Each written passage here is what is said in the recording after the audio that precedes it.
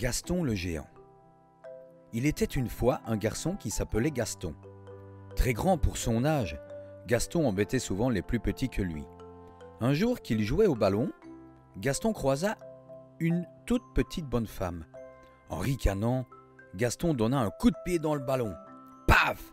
Il atterrit sur la tête de la petite vieille. Étourdie et furieuse, elle lui cria alors: « Vilain garçon! Tu te crois fort parce que tu es grand?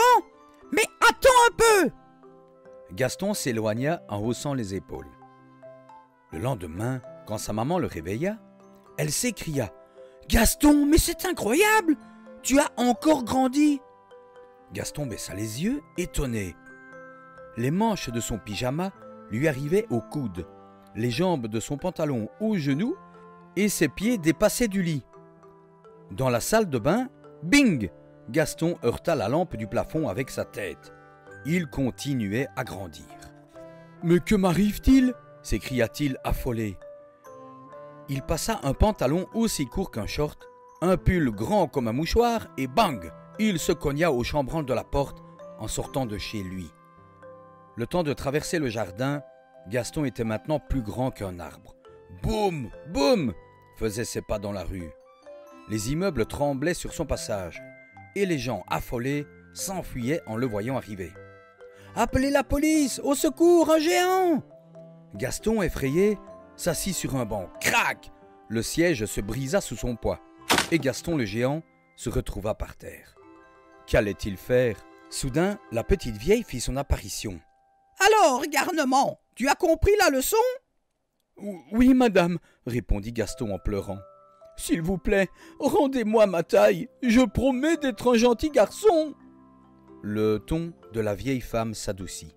« Bon, alors ferme les yeux et compte jusqu'à 3. 1, 2, 3, zip !» Gaston eut l'impression de faire une descente en ascenseur. Gaston ouvrit un œil, puis deux. Ouf! Il avait retrouvé sa taille normale et la petite vieille s'éloigna. Honteux de cette aventure, Gaston se promit de ne plus jamais embêter les plus petits que lui. Un lutin gourmand. Un jour, alors que Pirlouit le lutin se promenait, il aperçut, posé devant une fenêtre ouverte, un gâteau au chocolat, son dessert préféré. Pirlouit ne put résister à sa gourmandise. « Je prends juste un petit morceau, » se dit-il. « On ne s'apercevra de rien. » Il goûta. « Miam! Je n'ai jamais mangé un gâteau pareil !» Et le lutin reprit un petit morceau. « Oh, que c'est délicieux !»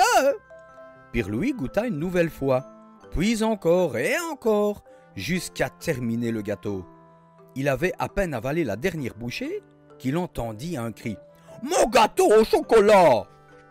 Pirlouit sursauta et aperçut derrière lui, dans la cuisine, un pâtissier tout pâle, qui le regardait en se tordant les mains. « Oh !» dit Pirlouit, un peu gêné. « Bonjour, je ne savais pas que ce gâteau était à vous, je... »« Qu'as-tu fait, malheureux ? Si je n'apporte pas un gâteau ce soir au roi, il a juré de me jeter aux oubliettes !» s'écria le pâtissier désespéré. « Je n'ai plus le temps ni les ingrédients pour préparer un nouveau dessert. À cause de toi, je suis perdu !» Le pâtissier se laissa tomber sur une chaise et se mit à pleurer. Honteux, Pirlouit se dandinait d'un pied sur l'autre. « Ne pleure plus, petit pâtissier. Foi du lutin, je vais t'aider à préparer un nouveau gâteau. » Et le lutin disparut dans les bois. Lorsqu'il revint, il avait les bras chargés de provisions. Le pâtissier tremblait. « Il n'est plus temps, petit lutin. Le roi veut son dessert dans 1 heure. Jamais ton gâteau n'aura le temps de lever. »« Ne t'inquiète pas. Donne-moi un moule et un grand fouet. Hop! Je casse 3 œufs. J'ajoute une cuillère de miel sauvage, un verre de farine de marguerite, 2 gouttes de rosée du matin, 3 pincées de poudre de soleil et un flocon de nuage. Je mélange doucement avant d'ajouter de l'élixir de coquelicot. Ah! J'oubliais! Un souffle de poudre de perlimpinpin pour faire gonfler la pâte. Et voilà! Le gâteau est prêt. Tu peux l'apporter au roi. » N'ayant plus le temps d'hésiter, le pâtissier emporta donc le gâteau au palais du roi. Quand celui-ci le goûta, il le trouva si léger, si sucré et si délicieux qu'il retrouva son cœur d'enfant. Il serra le pâtissier dans ses bras et pour le récompenser, le nomma pâtissier du royaume. Le pâtissier était si heureux en annonçant cette merveilleuse nouvelle à Pirlouit qu'il lui proposa de s'associer à lui. « Je t'apprendrai à faire des gâteaux au chocolat. »« Et moi, je te donnerai tous les secrets de la farine de marguerite !» répondit Pirlouit en sautant de joie. Ensemble, ils inventèrent des recettes extraordinaires et devinrent les plus grands chefs pâtissiers du royaume. Frayeur au château. « Bonne nuit, mamie. Bonne nuit, Armelle, répond mamie en soufflant la bougie avant de sortir de la chambre. Armelle, la petite princesse, se glisse vite sous les draps, pas très rassurée. En vacances dans le château de ses grands-parents, sa chambre si grande lui fait toujours un peu peur la première nuit. Cric, cric, fait le lit quand elle se retourne. Cric, cric, fait la porte du placard qui branle. Ouh, ouh, fait le vent dans la cheminée. Armelle n'aime pas tous ces grincements et ces courants d'air. Elle remonte la couverture sous son manteau. Des ombres inquiétantes dansent sur le mur. Soudain, Armelle dresse l'oreille. C'est quoi ce nouveau bruit? Armelle jette un coup d'œil apeuré autour d'elle et tout à coup, elle croit apercevoir une forme blanche qui passe devant la fenêtre. Armelle pousse un cri. « Un fantôme !» La forme blanche ouvre une grande bouche et hurle à son tour. « Ah !» Trop, c'est trop.